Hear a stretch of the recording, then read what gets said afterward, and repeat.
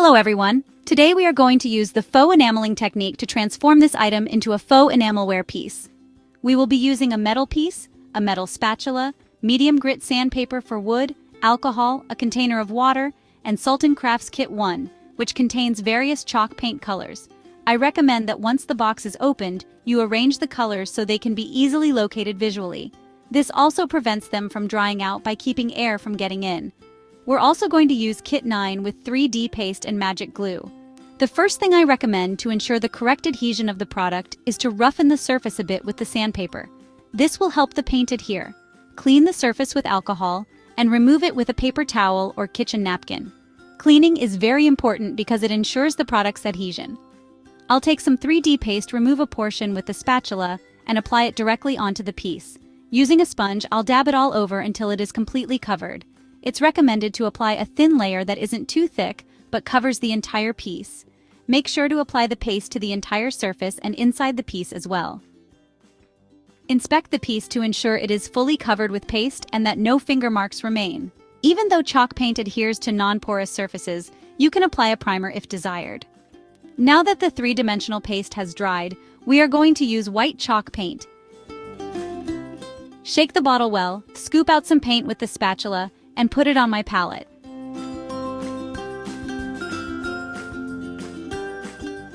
Always close the paint container immediately to prevent it from drying out. Moisten your brush, remove the excess moisture on a cloth, load it with paint, and start painting, spreading the product evenly to paint the entire piece white.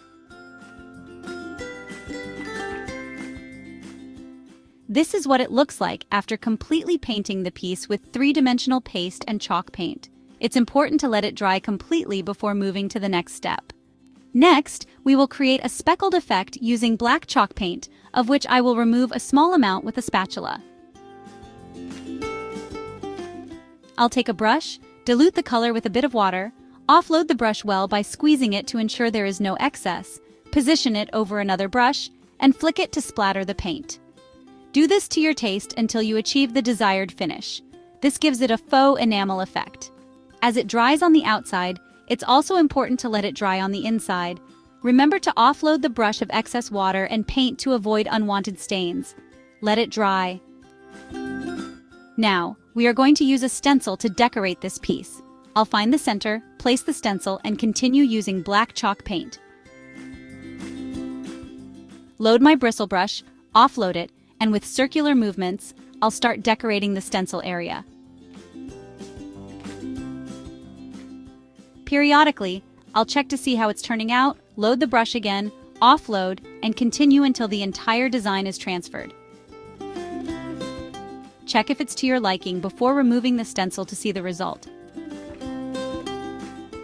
I'm going to repeat the entire process on the back and use part of the stencil in this area. I do it this way, remove it, and check the result of the letters. We continue with the black chalk paint. I'll load the back of the spatula, offload a bit, and dab the spatula with the paint on the piece to create a chipped effect. I'll do this on all the edges, top and bottom of the metal pan.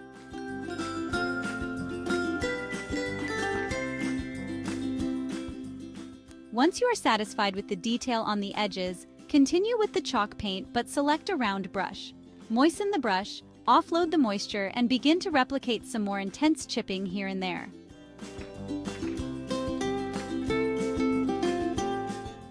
This is what the piece looks like with the chipping effect. Now we are going to create a rust effect around the areas that appear chipped. For this, we are going to use very diluted chalk paint, using the orange and yellow colors from Kit 1. Separately, I'll take a bit of the orange color and a bit of the yellow color.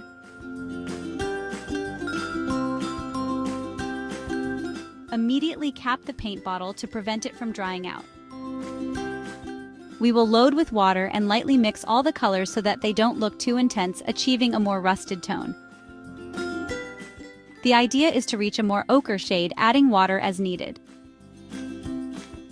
With a well-offloaded brush, we'll dab at the edges of the chipping to create the effect.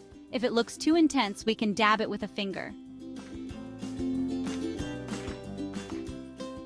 Then rinse the brush, take a bit of the yellow, and with the brush, Dab a touch of color on the edge of the orange,